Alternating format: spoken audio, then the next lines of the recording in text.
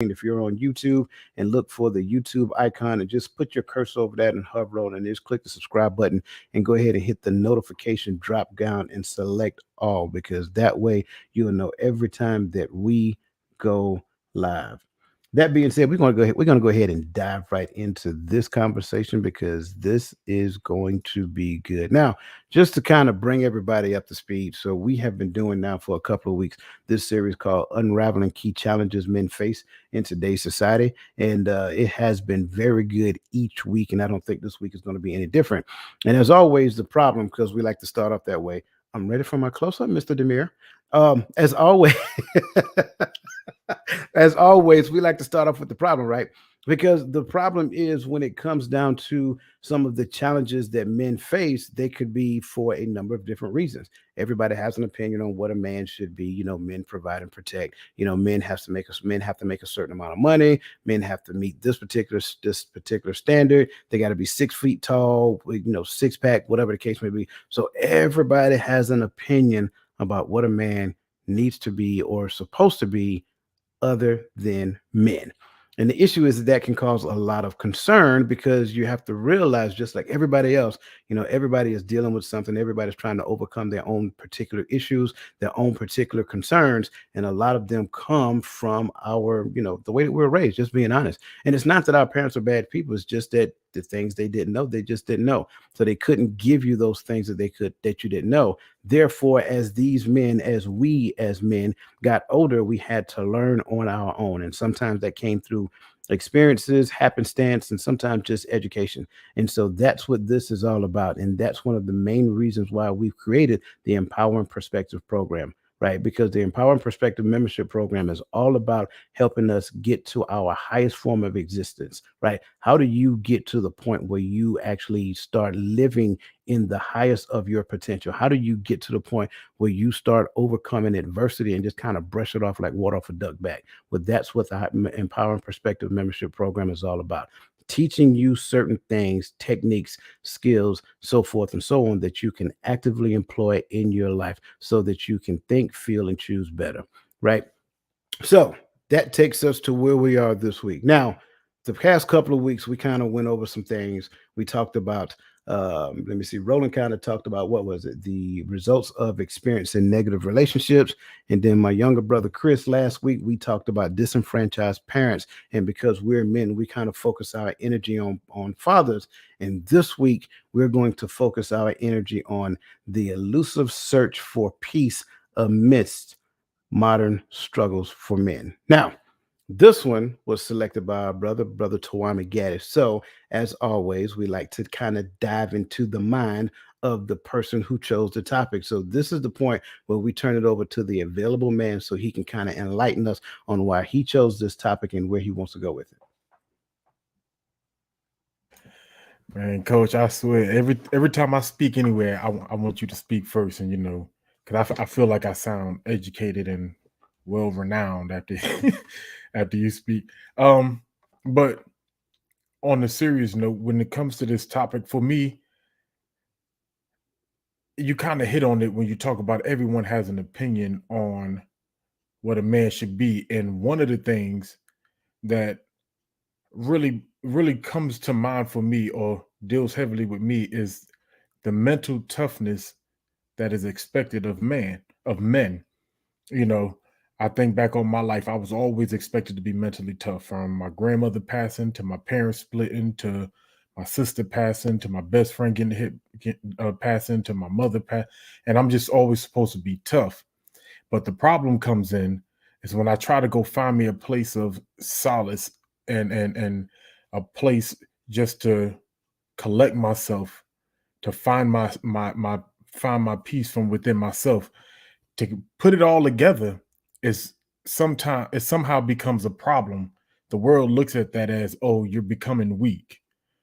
Oh, you just need to man up. You just need to toughen through it. You just need to deal with, you a man, ain't you?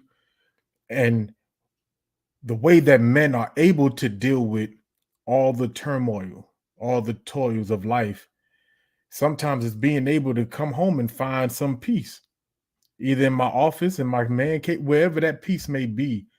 I need to be able to have that space.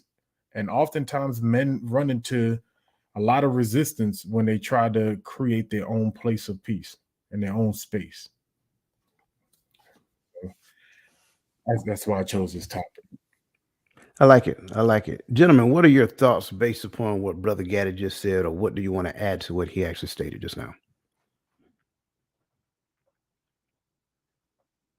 I just appreciate the acknowledging that men can actually go through things and have struggles and still be considered men and not have to be considered soft and things like that, because we understand that life is against us and certain people are against us, but when we come home, when we're in the bosom of our spouse or mate or whatever you want to call it, we don't want to feel like we're in another fight. The fact that he even acknowledged the fact that we need a place of peace means something. You understand what I'm saying? Because like he said, man, we've just been taught to deal with stuff.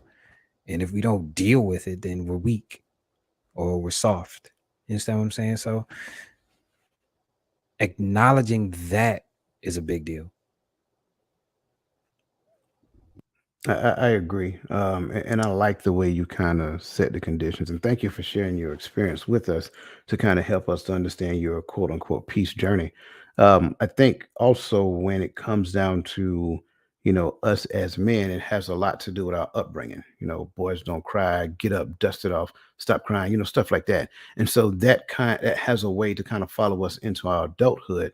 And unfortunately, we get to the space to where we start having relationships with the opposite sex. And unfortunately, you want me to be expressive, you want me to be emotional, you want me to be this particular type of way, but I have this conditioning that says stop crying, get up, brush it off. You know what I'm saying? You got to be tough. You know what I'm saying? You're supposed to be a protector and provider. You can't be walking around here crying and putting your emotions on your sleeve. So it kind of creates it kind of creates some unexpressed anxiety within most men when it comes down to this. So I like the fact that you brought it to the table, and I'm looking forward to diving into this a little bit deeper. But I also want to make sure I'm acknowledging some other people as well before we dive into it. So, Brother Christian Barrow, man, good to see you as always, and welcome to the show.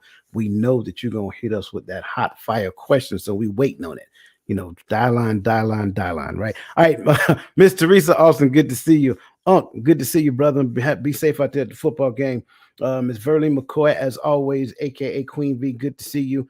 Michael R. Hayes, my brother, good to see you again, man. It's been a while. Welcome back. It's always good to have you here.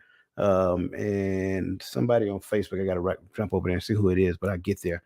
So let's kind of go ahead and dive into these questions real quick, because I think these questions are going to start unpacking some things. And as we unpack it, like I really want to unpack it, I really want to get after it. So first thing first, since we're talking about it, what does a space of peace mean to men?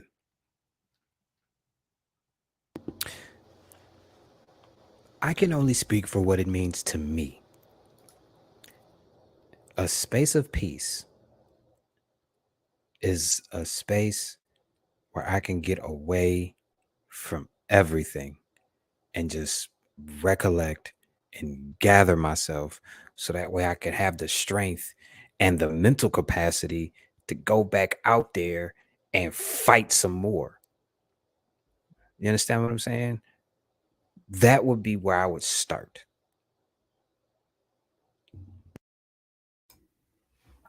See, I like that starting point. And so I just add to that because it for men, every person, it can look different, right? Uh I joke with my brother sometimes because he like to do laundry. I hate doing laundry, but that's peaceful for him.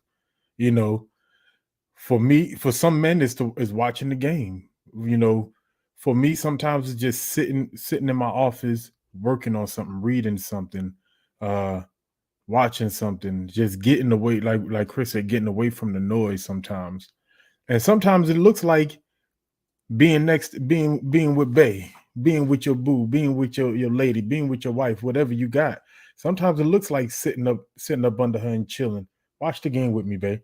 Sometimes I say watch the game with me, not because I want you to like the game. I just want you near me, because that brings me peace.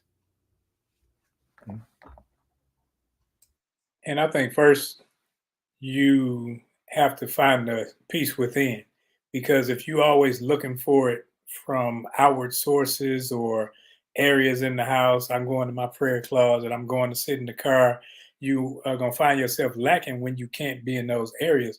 So that's why I always say meditation is a key factor for me, because I can take all those things that I'm looking at, that I'm focusing on, and I can just remove them from my mind. And now I'm in the space of peace where everything is just shut out, where I can just concentrate on things that are building, concentrate on things that are minimalistic when it comes to the get up and go of everyday life. I like that. I like that. And I'm listening to your articulations as well as being observant to everything that everybody's saying as well. Um, and I also want to kind of add some other things to it. I think we have to, and I'm going to put this in the atmosphere because I think this is a good place to start. A place, a space of peace in my mind means that in order for me to create this thing, in order for me to have a space of peace, there had to have been a deterrent, right? So in other words, for peace to exist, that means war was capable. I want to start there. We know it to be true because that's why the military exists. The military exists to fight wars, but because the military exists, it is there to deter war. Therefore, you can have peace. I think the same thing exists, right? We also have to understand within the space of, within the concept of having peace, we also have the ability to go the other direction. We don't necessarily choose to go the other direction, but it is there. So, being that being that we choose peace, that means everything around us cannot be in chaos. I think that's the other thing that we have to realize. And I don't know how you guys was like when I was married. I used to hate a whole bunch of noise, right? A whole bunch of noise going on in the house used to drive me bananas. It got on my, it literally got on my nerves. So ideally, I can't have chaos and claim I have peace within the space that chaos exists. So chaos has to leave. For me, a whole bunch of noise got to leave, right? There has to be some type of decently and orderly behavior that exists within my space so that peace can exist. So for me, that's where I want to start by saying a space of peace. Because again, going back to it, if chaos is there, then that means now I have to go and assume a different posture. And that is okay. You want to go there, that means now I'm going to have to pull out the potential of war. But once we find that happy medium, then I can go back to peace. My thoughts.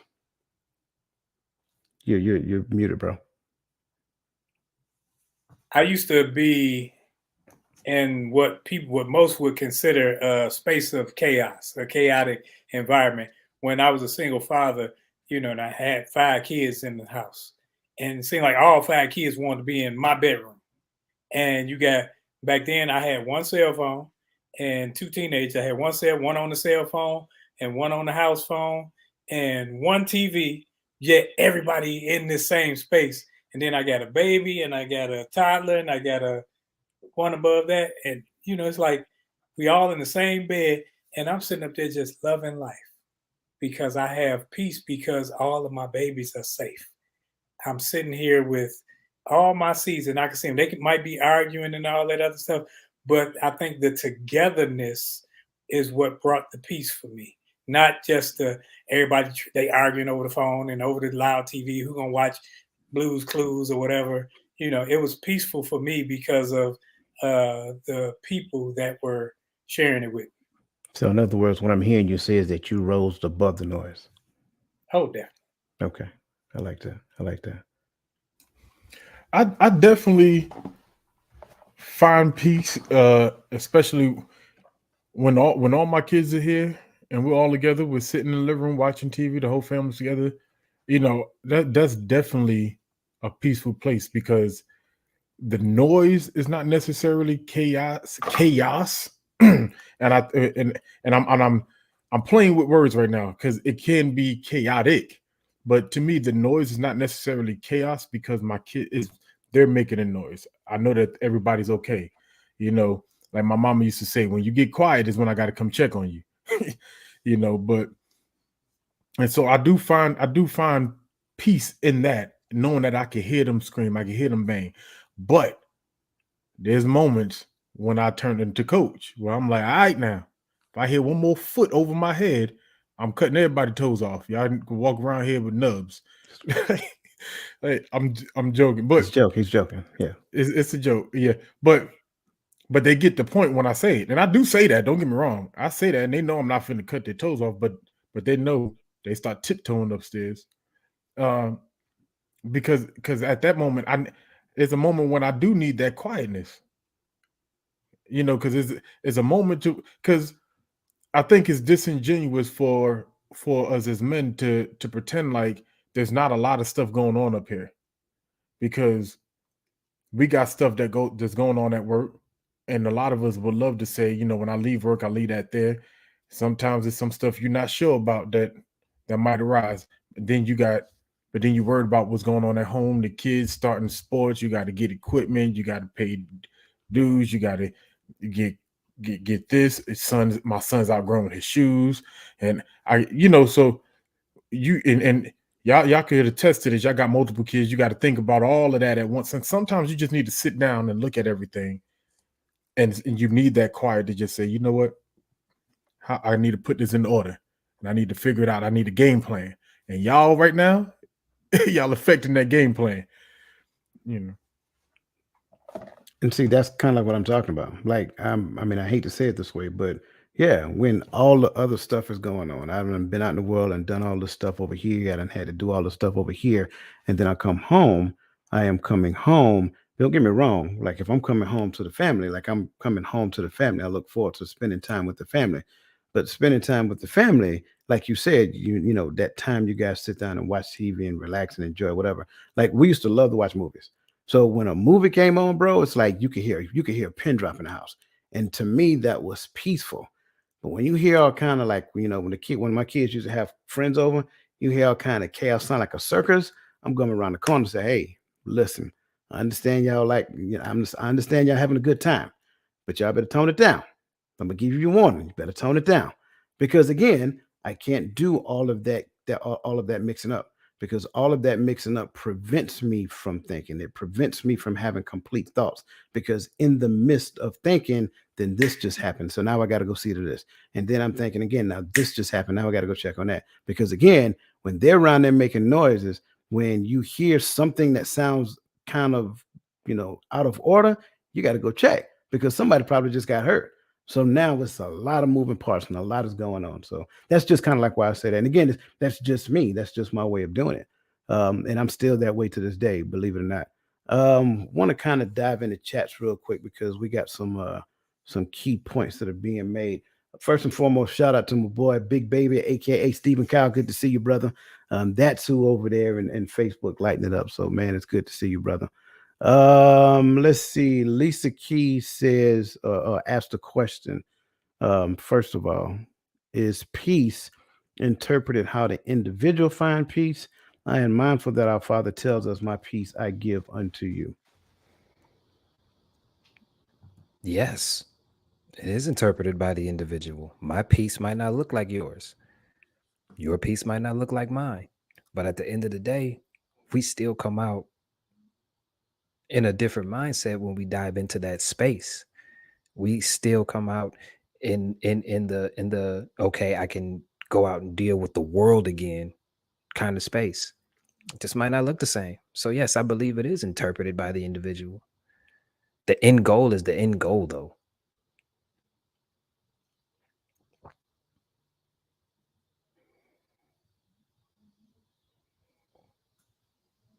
I don't think he's saying nothing. Oh, think I thought he was thinking. talking. My bad.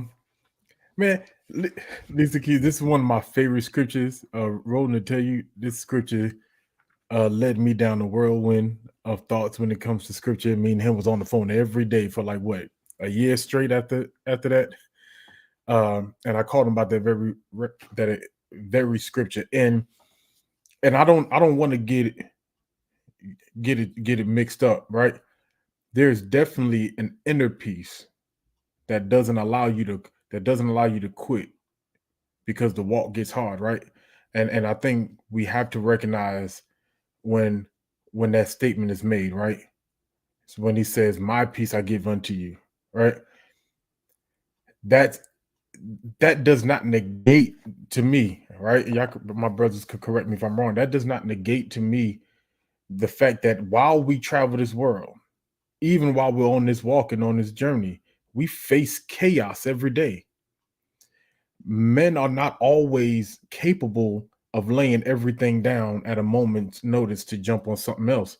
That thing still hangs on our back because it's something that we have to handle. It's something that you, the wife, expects of me, but I still got to take care of this. It's something that that the son expects of me, but I got to take care of this. And then daughter expects of me, but I got to take care of this. But it's not as if the stuff you expected and the son expected stops. All of that piles on sometimes. And so the peace we're talking about, right, is sometimes we have to be able to say, all right, I just need everything I need a place to where it feels like everything just stands still for a second. Or as Chris alluded to as well earlier, we go to war when we leave this house, right? Especially if you go into a workplace. There's some stuff that we deal with that, and I don't like to sugarcoat because people who like to pretend like this is not a reality. There's some things that are acceptable for women, and when it comes to behavior, when it comes to how to handle conflict. A woman gets disrespected on the job, she can go off. Man can't necessarily go off like that. And we can pretend like, no, she can't say nothing about, no, yeah, she can. I see it every day.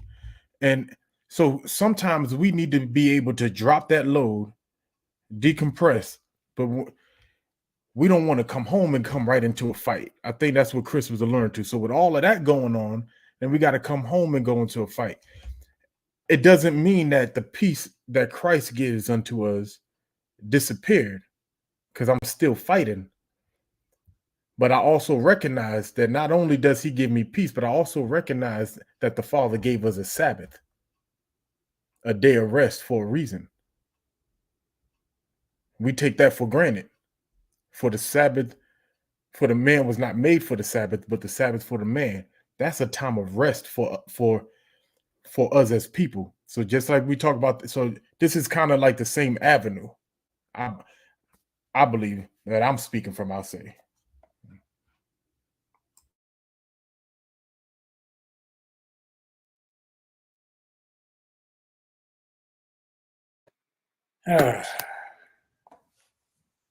I like the question. I think that, Gaddy, he went biblical, and I just, Coach always going to his favorite scripture. Mine would be James 1, and it's 1, but starting at 2, because everybody knows count it all joy. And then when they say count it all joy, when you fall into various temptations or trials or adversities, see, you can count it all joy, not because you know how to handle everything, but because in whatever situation, you can take it back to him and you can go to what he said to do to calm yourself down so that you can deal with it. And when you find friends, when you find confidants, when you find people that are in this walk with you, that when you're going through stuff, that like I can call any of these brothers, say, hey, I just need to bend your ear. I need to talk to you. That you can, because everybody say, well, talk to God, talk to Jesus, and all that other stuff. But sometimes I need somebody that feel like me. I need somebody that know what it's like, that I can talk to, that I know has stumbled, has walked this walk, and can say, bro, you just need to do such and such, or you can, just listen to me, or whatever it is.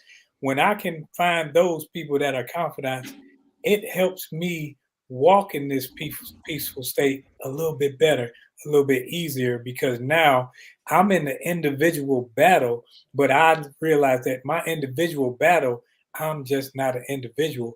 I have a teammate with me that's able to give me advice, that give me encouragement, and give me some type of solace that I can say, man, I can actually have peace in this journey because Dwayne went through that, or he helped me in this journey. And so my individual battle is helped because I have individuals with me in battle. Not only that, sometimes you just need somebody to listen and just shut up and listen. That's it. We don't listen, man, listen. And I'm speaking as a man. A lot of times we don't need you to solve all problems for us. Sometimes we just need you to sit and listen and hear what we got to say. And 9 times out of 10, we'll work it out as we talking about the problem. You understand what I'm saying? Sometimes we just need you to listen. That's it. Coach is really good at this. I remember the conversations we used to have. Coach, I talked to Coach and he would just say, okay, what do you think? He wouldn't give me no answer. He would say, what do you think? And he would allow me to work it out instead of trying to do it for me. You understand what I'm saying? Sometimes we need that. Sometimes we just don't want you to talk at all. Like I've actually had this conversation where I was having a long day and I came home and the person that I was dating at the time was just using her privilege that she thought that she had because of the position that I gave her. And I just looked at her and I said, sweetheart, you have absolutely no idea how much I would love you if you just did not talk to me right now. You understand what I'm saying? Sometimes we need that. And it's not to be mean. It's just, I need to process. So I'm gonna mix it up a little bit, right? Because I like perspectives. I am going to start off by saying, because I think the question she asked is peace interpreted how the individual find peace? I would say no, because some people find peace in chaos. They're not they're not content unless they are creating a dramatic situation. I would say when it comes down to peace, we must first understand what peace looks like, right? We need to understand what peace really is, not what your prior situation taught you, not what your upbringing taught you, not any of those things. You're going to have to move outside of that space so that you can have a clear understanding of what peace is. So to answer your question as it is asked, no. However, once you have a clear understanding of what peace is, and I like what these gentlemen said, once you have a clear understanding of peace, then your way of getting there, then I would say yes in that sense. Into the whole external and internal thing, absolutely, sure. That kind of goes back to the way I answered the question. So the internal chaos that I may experience because I have never found peace with a particular situation that I'm dealing with or have dealt with or have never dealt with, well, that internal chaos can create external chaos. In fact, I always say it, and I believe it to be 100% true. You are you are a contributor to the situation that you find yourself in some shape, form, or fashion. And if you are trying to render yourself completely innocent, the only person that you're lying to is yourself. So at some point, like again, I don't care if this person did 95% of it. If you did 5%, own your 5%. That's the piece. But what we like to do is focus our energy and efforts to talk about another person's 95%, or right, we'll talk about their 5% like it's 95%. So I think that's the thing that we have to understand when it comes down to peace. A lot of us have to get out of a chaotic mindset so that we can get into a more peaceful mindset so that we can create peaceful environments. Um, so great question. I think Michelle Ray, I think that's a question. So what I'm hearing you guys say so far is that your peace is where and how you create it. Uh,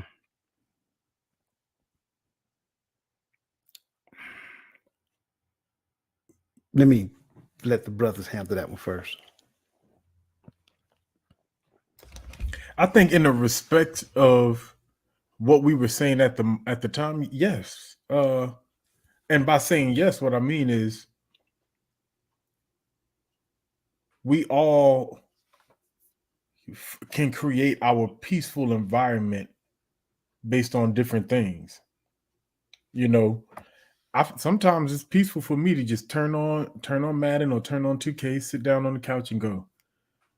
You know, coach may not like Madden or 2K. He may not like video games, period. So as soon as he come to my house and I turn on a video game, that just stirs something up inside him. And because he don't like video. So what's peace to me can be turmoil for him. You know what I mean?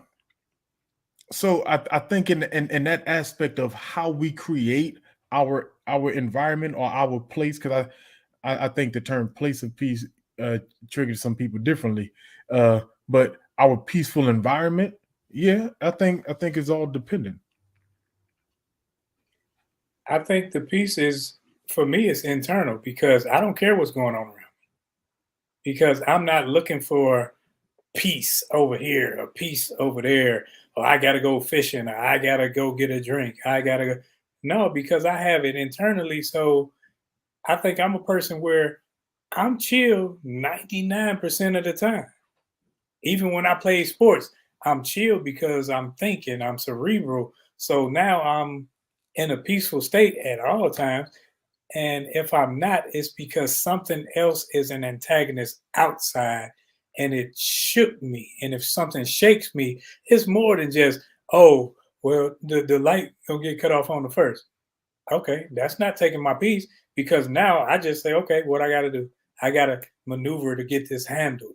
See, it's not throwing me off my peace because my peace is not like you take a pop bottle, soda, whatever, and you shake it up and it's all of a sudden, no, my peace is internal for me. So I don't have to make it up. I don't have to create it over here, then create it over there. And if I move, it's like, you put a bunch of pop rocks in your mouth and trying to drink a soda or something. No. So I think peace for me is exactly that. It's not determined by anything outward. Can I challenge my brother real quick? Real quick. I'm sorry, Chris. So let me ask you this question though. So the lights get cut off, and you trying to figure out now what do I got to do to keep them from getting cut or get them cut back on soon enough so we don't lose food in the fridge or whatever the case may be. And that outside antagonist is just on your back. You sorry excuse for man. How dare you let it get? Oh, you should have been there. Oh, if you should have, and you trying to get it figured out, but instead somebody's in your face just going after you. But one, if that's the case, I'm already behind the power curve because lights off, and I knew it was time because they send you a grace period. That's that grace. They send you that grace period, letting you know they will be off by this day. So now I didn't do proper planning, so I could see where my peace was already messed up because of me, not because of that person. That person is up in arms because I'm supposed to be the responsible party and I'm supposed to be what I say I am. And I didn't necessarily put them in a position to have peace. And I think that's where, as fathers and husbands, we have so much on us where, especially those of us that take care of our business, where we will create things like that because I didn't call my brother and say, bro, I need $150 from all y'all. I need something from, because this is about to happen. If this happened, it's gonna be some hell in my house. It's gonna be some whatever. So whatever you can give, if you can give something. I was about to say it. Consequences and repercussions. Yeah. So before this happens, where I got to go on the roof because I'm living in the house with her. I need this to happen. So now I'm utilizing those of us that call ourselves brothers, that call ourselves friends. I'm utilizing this before I get into that. And if that happens, that means I didn't use that. So it's my creation of the space that's not of peace right now. You a better one than me. You are a better one than me. You want to cry about this notice that I got and call me out my name? What, since we got this notice, maybe I just forgot about it. Shut up and pay it. If you're not gonna pay it, sit your ass down somewhere and shut up. Don't come yelling at me over something like this. Maybe I forgot. Who are you? Like, what is your problem? Like, no, I wouldn't even be with somebody like that. Like, because I know me. You understand what I'm saying? Like, you're not about to talk to me any kind of way because I made a mistake. Now, if it's a recurring mistake, like if I'm getting notices every month about this bill getting paid when I know it's due, okay, then you might have a little leeway in being upset because, like Roland said, I'm not being the responsible head of the household. But if it's something small like that, and you got the nerve to call me a sorry what? Shut up. What is wrong with you? Get out my face. I'll cut him a check tonight. I forgot about it. But you're not about to talk to me any kind of way. You understand what I'm saying? No. That's understandable. But I think how I look at it is, and I guess I even had to get to that point. Somebody has to be the responsible person in this. Was not about to be an argument, because I ain't about to argue about something that I got to do anyway. And I'm not about to argue about, the whole arguing phase, just ruffles my feathers. So I try not to do that. So in order for me not to do that, I walk away, but I'm still thinking I need to handle this problem. Her talking ain't even the problem. That's not the problem is the lights. Right. So I got to handle this. So I'm not even listening to this, because if we're going to say, when we want to look at things, we're going to say we wrestle not against flesh and blood, but against spiritual wickedness in high places and all this. I got to say, okay, I'm not fighting against her in the flesh. I'm fighting against this spirit. And this spirit right now wants to take me and move me off my square to where now we're combative and now we're arguing about some doggone lights that got to be taken care of anyway. And what's happening while we're arguing? Lights not getting cut on. So I got to that's the thing. We're not arguing about the lights getting cut on. At least I'm not. I'm arguing about how you talking to me. Shut up. Don't talk to me like that. I'm not your child. I made a mistake. You understand what I'm saying? And that's another thing. That's another modern struggle that men have in search for peace. We don't know what it looks like because we have been so used to taking abuse and thinking that taking abuse and not saying anything about said abuse is going to keep the peace. I'm going to tell you to shut up.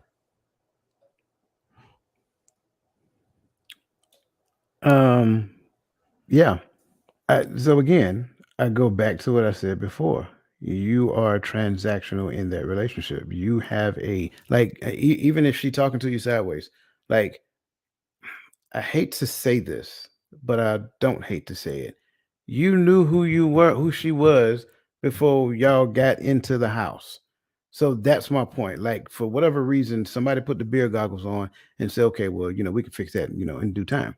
So I'm just going there. I think that kind of gets at the Christian's question, right? What if your spouse is an antagonist when you want peace? Well, again, if I selected a spouse that has an issue, right, and that internal issue, she is always creating chaos, then I never should have spoused her. That's the part that I want to make sure I'm stressing. Take the L. Take the L. See, and that's the thing. I'm real big. I say that a lot because I'm real big on that. Like, if you know that this person is going to antagonize you over something this small, take the loss and get out of that, because she's going to disturb your peace, whether you find reasons to, whether you're responsible or not. If she's like a true antagonist, the way that Christian is describing her, you understand what I'm saying? Take the L, leave. Your peace is worth a whole lot more than hearing this woman crying, complain, and constantly antagonize you all the time. Where are you going to have time for yourself to actually go out and fight the world? Take the L. Yeah, so I think we addressed that enough. Let's move forward. Let's move forward. The lights are on back. The lights are back on now. So the next question is: how does societal expectation impact your ability to create such a space? Societal expectations. I think I said it for me in the beginning. What I see from society for the most part when it comes to men is that peace is weakness. That if you want some type of peace away from the chaos, you're weak. And so you suppose, like Chris said, you're supposed to take the abuse over and over and over again and never get a chance to decompress, never get a chance to collect yourself. You're just supposed to take it from all angles and just do. Ain't nothing going on. And nobody can maintain that standard of living without getting a chance to collect themselves, without finding a place to where they can just sit and do whatever it is, watch your videos on your phone or surf TikTok or make videos or whatever it is, but some people they expect for men not to want peace. And that and it sounds crazy, but I hear it every day. Oh, what do you need? That's what you're a man. You're supposed to do. Because you like to deal with chaos. Don't mean I do. Yeah.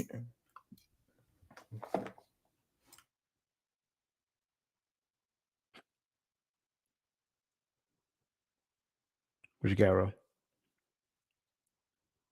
Oh, I thought Chris was about to go. Chris said, nope, he holding it. I think societal expectations are grown folks' peer pressure, where sometimes, and that's why I'm glad I don't have any little kids, because little kids, I want this, I want that, because they see their friends having it. They see their friends wearing $300 shoes that they walking on the back of and all that other stuff. And I know it would drive me crazy. So I think where I am now in life is different from if I were younger with younger children. But even your spouse, they can be the same way. Where I see Brenda, she down the street, she just got the new Lexus. Like, okay, Brenda don't live at this house. So that sometimes it can make you, I don't have a problem being the bad guy. And if the bad guy means that I got to be the one saying no, I ain't got no problem with it. No, I'm gonna sleep. I'm gonna sleep peacefully, just like I took some ZQL or something. But so societal expectations, I think people that lead with that are already, I don't want to say it because it sounds bad. It sounds like I'm taking a jab, but you're already weak-minded. You're already in a place where everybody else's expectations of you dictate how you move. So you're already in a position of weakness because what they do or what they say influence how you run your house. And I think that sucks for you, because I'm not that person that's going to say, okay, well, we got to get a new car because it's 2023 and 24 about to come. No, that's not how we roll over here, because I'm looking at the long game, not just next week.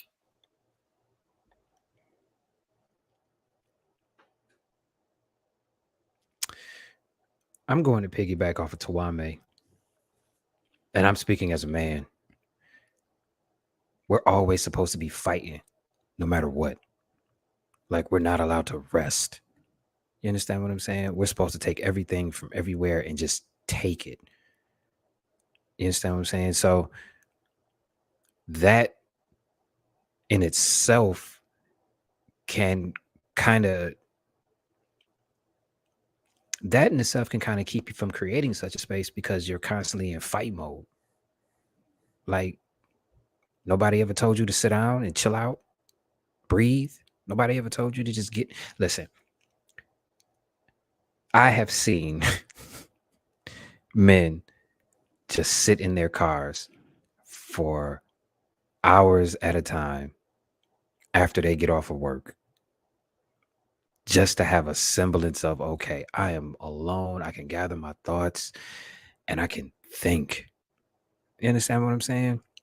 All because we leave one fight and go to another one, or we expect another fight. And that's another thing. It's like we expect this. It's like we're not allowed to just chill. If that makes any sense. That makes perfect sense. And I think that men and women handle things differently. Because men, like you say, we'll sit in the car, we'll drive around the block 7 times. We'll go to the store, we'll stop at the bar, we'll go shoot some pool. Women go come home and talk your doggone ear off. And I think they are. And I said something about it facetiously on a TikTok or something yesterday, because I was saying that men really don't care about what goes on with them people at work. We just listen to keep the peace. We just listening because that's what you want to do. You want to do that little dump on us. And we don't care about it, because we really don't. We don't care that Brenda did this and said this to such and such, because to us it all sounds petty, sound like y'all cackling. And then the men be saying, well, I'm glad I don't work with y'all, because, and as a military man, in my head, I know if I hear something like that, I'm like, oh, I'll get that in order real quick, because I'm thinking, y'all doing some petty stuff amongst each other and y'all grown and acting like that. But we just listen and shut up. But when we come home, you don't hear a man coming home talking about work. Well, Tawami was at work and man, he had on these pants. Ain't gonna happen. Whatever happened with Tawami gonna stay at work until I see him tomorrow. I would say, and I can appreciate everything that everybody says, but to this question, how? Because you submit yourself to it. Like, why do you even care what society's expectations are? Why do you even listening to society's expectation? I mean, society ain't paying my bills. Society ain't up in here cooking no food. They ain't cleaning no, they ain't washing no dishes, no none of that stuff. So I think when it comes down to the how, like I agree with everything that you guys are saying, but that's way too far down the road for me. Like I'm just gonna pull myself out of it, right? Because and recognize that I don't have to submit myself to society's expectation. So I don't care what another person's impression is about what I am supposed to be doing. Good on you. I'm happy to hear that that's what you think I'm supposed to be doing. But guess what I'm gonna do? What I'm supposed to be doing, what I know that I'm supposed to be doing. And I think that's the answer for me. I don't disagree, Coach. I just want to put that out there first. But where the problem for me lies is when the way society operates concerning men are based upon their expectations, right? And so that so that to me that slightly changes the narrative in some cases, because like you're right, I don't care what society says. I don't live based upon what society says, but I know that, for instance, my wife say, "Hey, babe, can you pick up the kids? I gotta work late." And I go, "Yeah," and I'll tell the supervisor, "Hey, is it all right if I leave like 5-10 minutes early? Go pick up the kids, right? Don't need to leave early, but I'm just asking so I can beat the traffic, whatever the case may be, and get the kids home." And I know somebody gonna beat this up in the replay probably, but if let's say two of my female coworkers got to go get their kids, see, society expectation is that they get to go get their kids. Well, we can't be shortchanged. So, like, hey, all three of us got kids, But the idea is, no, you just sit here and you keep working because you're a father. Their Make it mothers, work. so we'll let them go get the kids, and you just figure it out once you get finished doing everything extra, because we can't lose the manpower. And so, as a man, you're just expected to sit there and go, "Okay, yes, kind sir." Yes or You no? know, No. I'm sorry.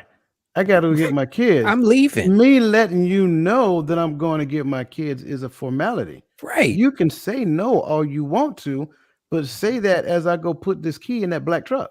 I'm leaving. And that's why and I appreciate you saying that, but that's why I say that. Like societal expectation has no bearing on me. I could care less. Like let's just be completely transparent. You want to fire me because I'm going to pick up my kid? Good luck, because two things about to happen. I'm going to get me a lawyer and I'm going to draw unemployment. Both happening because we fixing to work this out. But I'm gonna get the unemployment check at the same time while we figure this out with my lawyer. You understand what I'm saying? And I may not have a case, but God doggone it, we're gonna figure it out. And my lawyer gonna tell me, say, we ain't nothing we can do. Okay, cool. But we gonna talk about it via the law. So yeah, I mean, again, I'm going back to my point, because trust me, I have never told any. I have never asked permission from anybody to go pick up my kids. I'll be right back. That's what I would tell my supervisor. That's it. I'm not asking you, can I go? I'm telling you, I'm leaving. Me saying something is just being nice about it. Right. You're not about to keep me from fulfilling my fatherly obligation because you got a power thing you dealing with. Get out my face.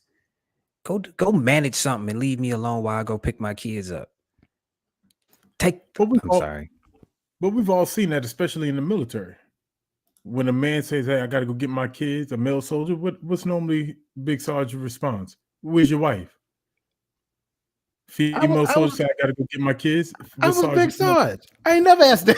Listen, Hey, listen. You the My only question, Big Sergeant. but see, my next question to him is, if I'm telling you I gotta go pick up my kids, then that means my wife is already. A soldier. I You already understand told what you I'm the saying? answer. That's how I get. That's, and I'm not saying every NCO is like that, but that is a large reality. You know, and the military is just an easy explanation for me because Right. we spend our whole adulthood life doing that. You know, but I didn't do that. I did do that to cut you off, Chris, but on purpose because that's really what happens to a lot of soldiers, especially a lot of male soldiers. Hey. So I already answered. Check Raj. Drive on. All right. I'm going to get my kids. I'll check you later. My kids are more important than any position. I don't care, military, regular, civilian. I don't care. I'm going to get my kids. Get out my face. Because if the shoe was on the other foot, you wouldn't be behind this desk right now. You would be going to get yours. Shut up.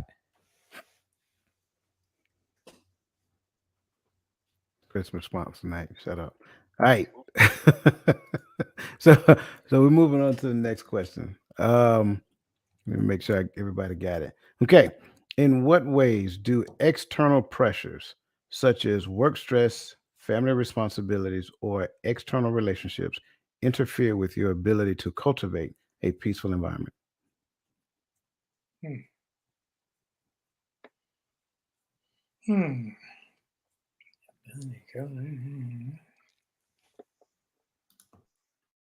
Oh, I didn't even. I was unmuted. Cultivate a peaceful environment.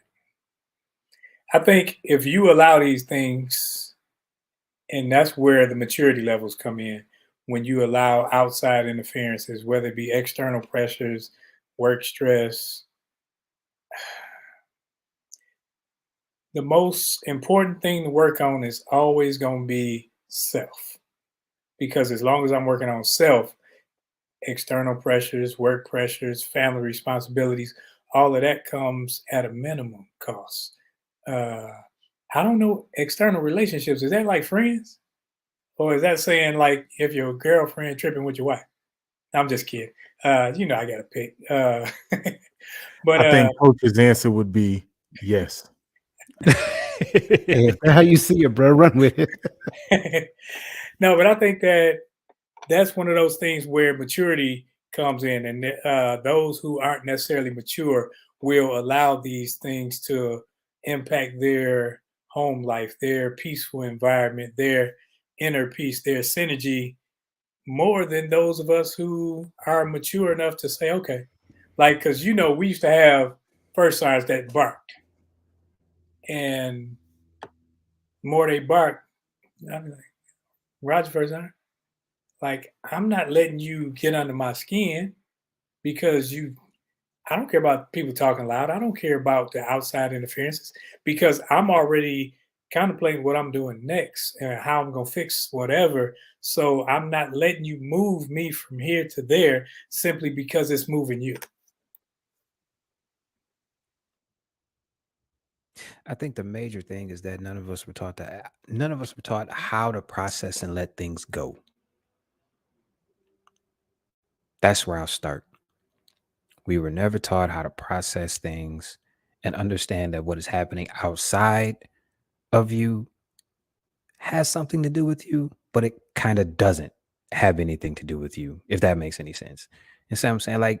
Like you said earlier, we play a part in a lot of this stuff, but a huge percentage of it has absolutely nothing to do with us. And a lot of us haven't come to that realization. You know what I'm saying? We see all of these stresses and we internalize it, and then it just festers instead of just saying, all right, this is what happened. This is what happened. This is the outcome. I can't change it. Let it go. We haven't been taught how to do that.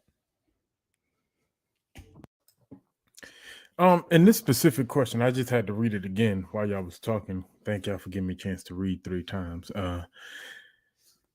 Because I saw something in there that just stood out to me. So, because I'm gonna be that one that said this is what a man is supposed to do, right? Just for a quick moment. Family responsibilities is a part of relieving my stress. When my family is taken care of, I have less stress. You know, the job. Here's the thing: the job can only stress me out because the only reason why I got the job is so I can take care of the family. So sometimes I get frustrated when things really get under my skin and I want to handle it a certain way, but I can't because in the back of my mind is them kids got to eat. You know, so for me, the family responsibilities is a part of my peace. Right. So that doesn't, to me, that doesn't affect my ability to cultivate a peaceful environment because I think taking care of that stuff helps cultivate a peaceful environment. And if you married, I don't mean to single out, but if you're married to a black woman, not take care of your family and see what kind of peace you got in that house. Uh, you're gonna have chaos all day. And being jokefully, but for real, they, they ain't gonna let you they ain't gonna let you slip concerning them and the kids, right? So sometimes those external things come into play because my focus is on my family. Hey, don't interfere with this because I got to get this done. Don't don't don't try to knock me off like my brother used the word the other. Don't not try to knock me off my square because I got things to take care of. And as long as and the reason why I do this is so that they can eat.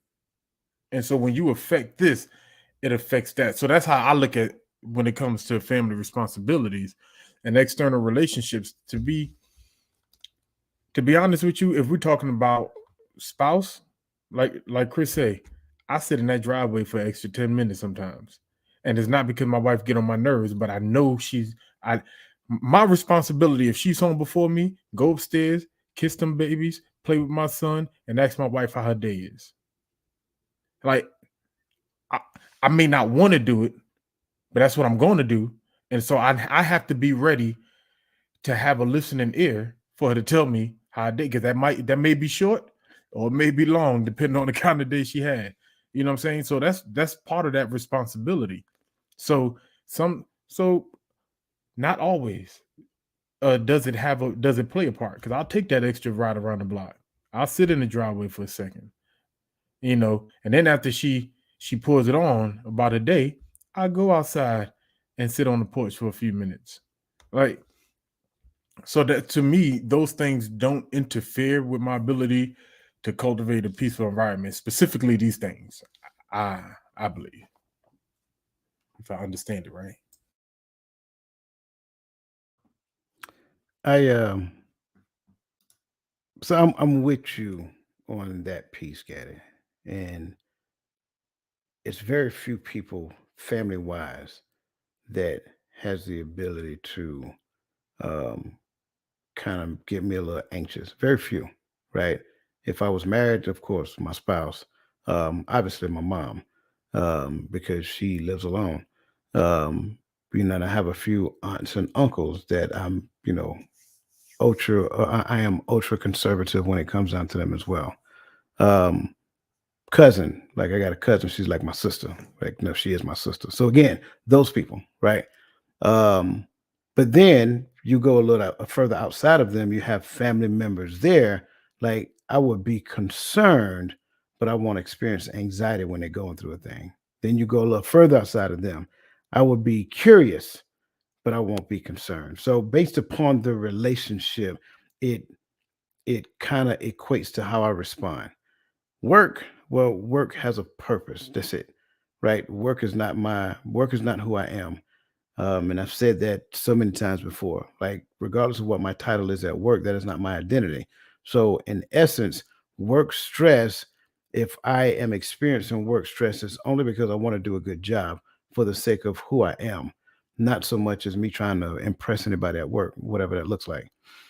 External relationships, it depends. These, to me, I'm just going to use these right here. These are external relationships. I will award an external relationship a conversation, right? Again, going back to this question, I will award the external relationship the conversation, and I will talk about it exactly the way it is. However, once I have the conversation and then you try to maneuver around the conversation that we just had, then I create space because you are showing me who you are based upon something other than what I knew, right? So if I'm telling Roland, say, hey man, I don't like it when, I don't know, you pick your nose on camera. He doesn't, but I'm just saying, you pick your nose on camera, I don't like it. Right. And so he's like, okay, oh, my bad. Well, that's an acknowledgement of what I actually said. No issue, no harm, no foul. But then he comes back to camera, pick his nose again.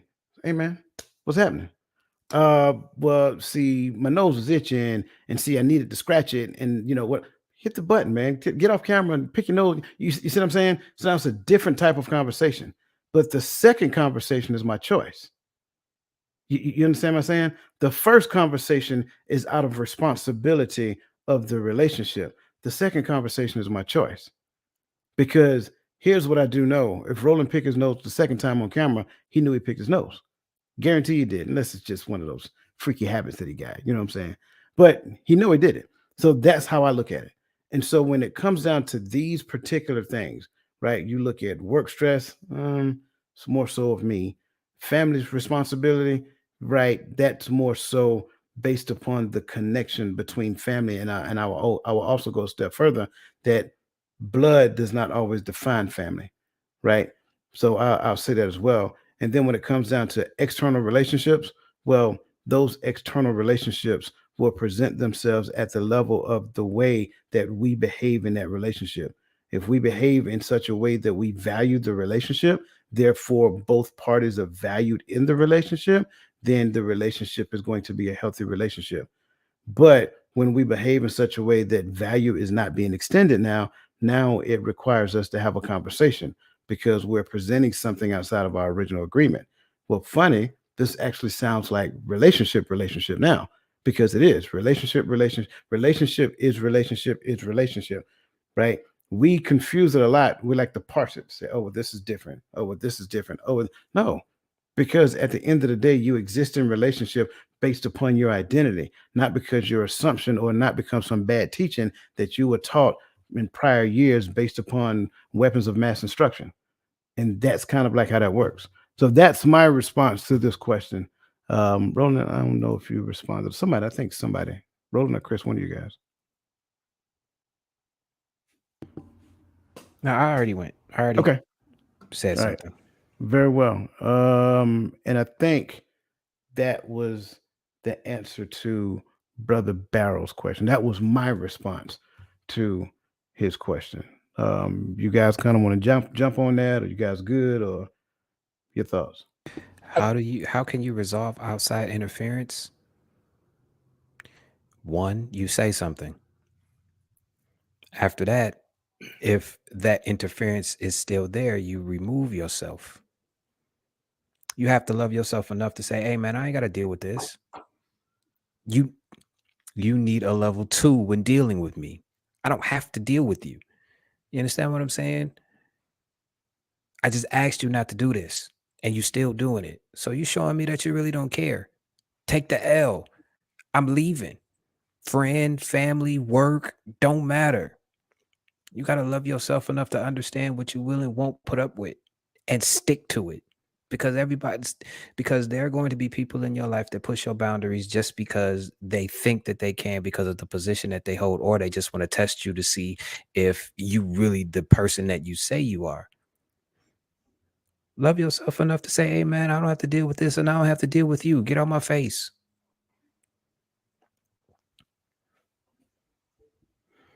It may Not hurt, it may suck, and to keep it real, it might be somebody that you really, really close to, and it may even seem borderline disrespectful, but you have to preserve you. You understand what I'm saying? So it is what it is. I think being honest. I think you should be honest with yourself and be honest with some people try to skirt around being honest with people's feelings, skirt around people's feelings and all this other stuff.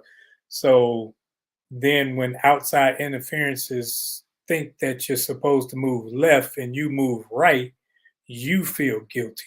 But I think if you're always upfront, always honest, and like, and I tell people, I don't dance unless I hear music. I'm not about to sit up there and do something just to go along. I'm not that type of person because then people have expectations of you, whereas you don't necessarily want to do it. Then they're like, "Well, you did it before." Well, I didn't like it then. Like I'm like Dwayne, where I cannot be around like people chewing. I can't take it. It's a mental thing.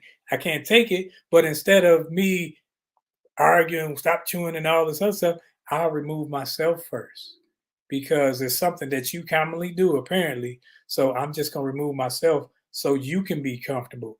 But when we're talking outside resolving, if something's already going on, you got to speak up.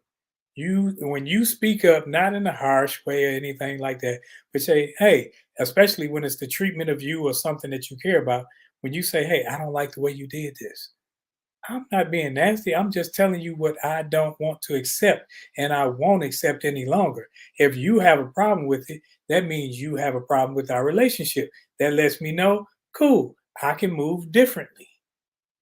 I have no problem move differently, but I think being open and honest and upfront and allowing that other person to be open, honest, and upfront will alleviate any type of friction because you already know what uh, what burns your uh, hind parts of your gears. Man, I'm gonna use hyperbole for the first 10 seconds, right? I'm coming close to 40. I ain't 40. And one of us on here only got a couple of more seconds in their 40s. All right. So I'm using hyperboles when I say everybody here is in their 40s. And in your 40s, I'm pretty sure all my brothers on here wish that at your age, Christian, we all learned how to choose our relationships better. And so at your age, I would say learn how to choose your relationships wisely, whether it's girlfriend, whether it's homeboys, whether it's business partners, whatever it is, study mates, whatever you got going on. Learn to choose them wisely. You have less outside interference when it comes to you being able to cultivate. Because let's just be honest, no one is going to have 100% peace in life. When you walk out your door, you can no longer control the environment. So let's just live. We got to live in reality when you say that. When you think there. So once you leave that door, you have this. If you live in Killeen, Texas, I can guarantee you this: the moment you turn your ignition on, you know that you are in a life or death situation. Because these jokers, they look for people to hit. I swear, you could tell me I'm lying. Anybody who drives through Killeen knows it is a life or death situation to drive in the city. But guess what? I can't control how they drive. So for me to assume that I can is not reality. But I can control how I defensively drive. So I can avoid certain interactions. Some of them you can't. But that's just that's life. And so for me, I look at it as what I need now is after I walked outside that door and all hell is broken loose. When I get back home at the end of the day, I just want to, at least for 5 minutes, just let me relax. Let me gather myself and then let me go, then I go do my thing. And so I just say learn how to choose your relationships wisely while you still young, man. So let me add a little hot sauce to the gumbo here. So I think pretty much everybody said have the conversation, right? And the conversation was had, and then said act that you guys talked about previously happened again.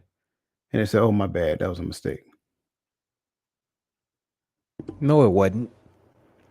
It wasn't. I always say this, man. You should not have to tell a grown person something more than once. It should stick. The first time is a mistake. And that's why I'm saying something to you, because you might not have known, because I might not have verbalized it and you did not know it was a mistake. The second time you do it, there has to be something in the back of your brain that says, all right, I'm about to do this, but he already said something about this. Let me try it again. And that's when I curse you out. You understand what I'm saying?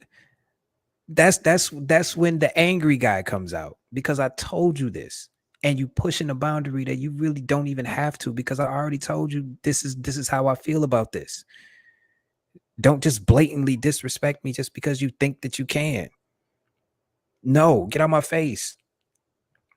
Take the L. When you cuss them out, you went outside of peace, bro. What you got, man? What you got? I'm just picturing Chris in a pink Cadillac with a black and pink suit with a Jerry curl, saying, "Say what again?" You know, that's Pinky right there. See? He ready to go in. Bro, that's what I'm I was not picturing that bad, throughout man. I'm not that bad, man. I'm just the conversation is about peace, and you're talking to a man who had a distorted view of it, because I was under the impression that peace meant accepting abuse, and I'm in my 40s. I'm not accepting no more abuse no more. You get one time. The second time, I'm gonna say something. You get one time, and then I'm gonna say something, and then I'm gonna give you a little bit of grace while I'm talking to you, because, like I said earlier, you might not know. But the second time, there will not be a third, because the second time is a choice. I'm not going to stoop to the cussing out, because that's taking me out of my peace. So what I'm going to do is remove myself, and that makes it to Take where the L. I remove myself, like, okay, no problem. I appreciate you. I'll let you. I'm going over here. Because when I want to do that, because now what I'm doing is, if I'm cussing at a grown up gonna cuss back. Now it's confrontation. Now I'm all out of peace, and this is straight up. I think Dwayne mentioned it earlier. This is war. So now it's a battle, and like, hold up, I could have just battled my tail to my car, because that's why I drive myself places. I ain't going nowhere. Ain't nobody picking me up. Drive myself. If I want to leave, I'm out. What you got, Gary? Hey, y'all saw me. I threw the black signal. I mean the bat signal. Threw that header. Nah, but real talk. I think at that moment you're looking for hostility. If we're talking about at Christian's age, and why do I say that though? Because at our age, right? We all at different ages, but at our ages, there's some behaviors that are learned behaviors that are habitual, because we just been doing it our whole life. We just been talking like that. Like, I know some people that's 50 something years old that chew with their mouth open. If I saw Roland attempting to befriend him, I'm like, hey, Roland, no, don't do it, because the first time y'all eat dinner together, it's over. Cooties. I'm gonna put that Baptist finger up. Hey, but can you tell that 50-something-year-old man to close his mouth when he chew? You can say it, but he's probably going to do it again, and it's not necessarily because he's trying to be disrespectful. It's because nobody told him he don't live in a barn, you know. So I'm not saying right, wrong, and different, but it's at our ages, sometimes we deal with people who they just operate on the other side of boundaries, and for me, that's where I choose my relationships wisely. Oh, you operate that way. I can't operate like that. We can't go no further. We can stop right here. because I'm only hurting me continuing in that situation. So you did it once. I addressed it. You did it again. All right. If I'm assuming you did it on purpose, we have a problem. But if you just can't help yourself but to do that, then that's my boundary, and I can't force my boundary on your personality. I could just separate myself. I could set my boundaries, but I can't force you to behave the way I want you to behave. So that's it. We good. I holler. Yeah, that sounds the same to me, bro. I ain't gonna lie. Um, either way, it's a boundary, and the boundary got crossed. At the end of the day, like I think it was Roland. Roland says consequences and repercussions, right? At the end of the day, we have the conversation. Then we come back after the conversation had. There should be an understanding of said boundary, or boundary has been addressed, and then from there, right? If boundary is crossed again, boundary still exists. The boundary ain't moved, right? It just created some space between you and the boundary. I will say it like this: there is no such thing as a mistake. I think that is probably one of the biggest lies that has ever been told. Even if you look in a dictionary, the dictionary would tell you that it is a decision that is made, and then at the point to which it yielded an unexpected outcome, then it becomes a mistake. No, it was a decision. That's what it was. And I think a lot of times what people need to do is own up to the fact of that it was a decision and stop using words like mistakes. Words like mistakes means lack of accountability. That's just it. So when we start using those, what we're doing is trying to soften the blow of said thing because I don't want you to hold me accountable for said action. And things as petty as eating and chewing with your mouth open, those are just that's their normal behavior. So sometimes like when I go to my daughter's house, everybody in the house chew like they in the barn, except my daughter. My two grandkids over there, her husband, all of them just. I'm like, I'll be back. I don't come around when because it bothers me. But I'm not gonna sit up there and think they just doing this.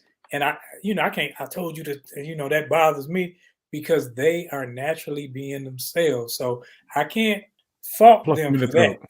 But if it's something that like it was somebody who was telling a story where they I was on somebody's TikTok, and the girl got on there talking about she went out with her cousin's wife, and the cousin's wife seemed like she was hooking up with another dude while she was there.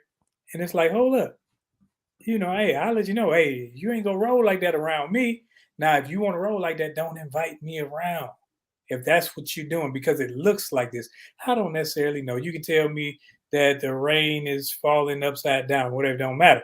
But I don't like this behavior. So if you're going to continue to do this around me, that's different than your eating habits and such, because now you are choosing to do this. So it's not a mistake. You're choosing to do this knowing that I don't like it. There it is. All right. As always, this brings us to our bittersweet moment, our final thoughts. Again, I want you guys, if you're on YouTube, I try to make sure now I'm doing this more frequently. I am leaving you a free gift in the chat. So if you're on YouTube, look at the top of your screen. You will see a pinned link up there that says free gift. By all means, it's yours. Jump on it, have at it, enjoy it. I've been told that it's actually pretty good. So again, and I will continue to do those periodically. I change them up as well. So I'm running that one for a couple of weeks. That way I give more people the opportunity to partake of it. So again, that brings us to where we are, our final thoughts. And then we're going to start off with our young brother, Mr. Chris. Shout out. My final thought is simple, man. Peace is something that is cultivated from within. And your peace has to be so important to you because you need it. It is a vital thing that you need to actually go out into the world and actually like survive, that you must protect it at all costs, no matter what, no matter who, no matter when. You cannot allow anyone to disturb your peace, because if they disturb your peace, then they can disturb other areas in your life. And that disturbance of your peace can kind of trickle down into other areas in your life. Protect your peace at all costs. Find out what it looks like first. And once you figure out what it looks like, hold on to it and do not let anyone or anything disturb it. That's my final thought. Man, I want to preference by saying this. I don't believe that this was men complaining or crying, or what it was awareness to the reality that men as well need to decompress. Because sometimes it seems as if it's a forgotten idea in our society. All right, we come home and we let our wives talk. That's how they decompress. We let them talk, but we decompress in other ways, right? Not to be mistaken, like was pointed out, with the peace of the Most High. That's internal, that no one can take, right? That's the engine that keeps you driving. But your mental health is very important in order for you to continue in any walk, whether it's on your job, whether it's spiritual, whether it's relationships, whether it's business. Your mental health is important, and we often forget that men have mental health issues as well, and that is what this is talking about. So I don't want it to get lost in context, or because the word. And we have to recognize, and men, you have to recognize that you have mental health issues that you have to deal with. So take your time, find your space, decompress. Don't allow no one to steal that opportunity from you. Be honest with yourself. Make sure that you're honest with other people so that you aren't t- bottling things up, holding things in. Because when you do that, then when something just sets you over the top, then you blow up. And then they looking at like, what's wrong with you? No, what's wrong with me is I've been telling you this. So you got to make sure when you tell someone something, I give you two chances. Other than that, I got to remove myself. I got to remove myself out of whatever the environment is that's creating a sense of agitation in me, because the more agitated I get, the more it messes with me, and you're unbothered. So if you're unbothered and you see something that's bothering me, and you know, because I've told you time and time again, I know there are limitations to our relationship. So as a man, since we do struggle with things internally and sometimes we do bottle them up, find yourselves men not to just vent to, but to talk to. And sometimes you can't talk to your spouse about everything, because sometimes you want to talk to somebody about her. So find yourself some where you can just run it off and they can just listen and not try to fix you, because we don't want to be fixed. Sometimes we just want to download. We just want to dump. And then we go on about our business. And the more we talk about our problems, the more we see, the more I talk about it, I'm the one fixing it. I'm the one controlling the narrative of it. So I'm not worried about how I look. I am trying to fix me and have a source of peace where I can still look myself in the mirror and say, at the end of the day, I know I've done my part and I'm mature in this area, so I can go on and hold my head high. I definitely appreciate everybody's perspective. And I hope that we were able to add value to everybody who listened to this as we talked about it. I think it is important for everybody to um, understand peace. Not only understand peace, but make peace a thing that you obtain. And then when you obtain it, you make it an uncompromisable feat when it comes down to your life. In other words, you don't ever compromise peace for someone else. Never. I'm going to say it again. Never. That's important for you to understand. You have to be consciously aware, because sometimes people will decide, not make mistakes, they decide to go against your peace. Well, when they decide, they actually cut off all other options and make that the option that they go after. And that option they know is one that you're not going to like. If you stay in that thing without a awareness to where the person comes back and actively apologize for their behavior, right? If you stay in it, then you just participated in a brand new norm being set. I think that's something to understand. Here's another thing I want to add to this whole conversation. It's not just because I know we talked about it. It's not just men and women disturbing men peace. It's men disturbing women peace as well. It's women disturbing women peace as well. It's men disturbing men peace as well. No one is exempt in the space of relationship. We need to have a better understanding of what relationship looks like, and we need to have a better understanding of where we exist in the space of relationship. Relationship is always the most important person in the relationship. Until we grasp that, then we're always going to be caught up in a situation to where either we do a thing or somebody else does a thing, and then we'll turn around and immediately try to render ourselves innocent simply because I have to protect me at all costs. That is low vibrational and will always yield in the worst case scenario. So that's my thoughts on that one. Again, a great conversation as always, gentlemen. And again, for those of you who are with us, again, look if you're on YouTube, look under the window, identify the join button, and join the Empowering Perspective membership program. Because again, we take topics like this, dissect it, and create a process to changing the behavior that exists in that thing. So that puts us exactly at our point for this Friday evening. Again, college football season started. So if you ain't on it, you ain't on it. Hopefully you don't have Spectrum because you might end up being like Plies and cuss the Spectrum out. But listen, you guys have a great rest of your evening. Go watch some college football tomorrow. Next week, we got, I think we're going to do 2 membership program show. We got another Friday show and then a Saturday Diamond Club show. So next week's going to be a packed week. So make sure you got your notebooks and your pens ready. Listen, you guys have a great rest of your evening and have a better weekend. And we will see you next week, same time, same place.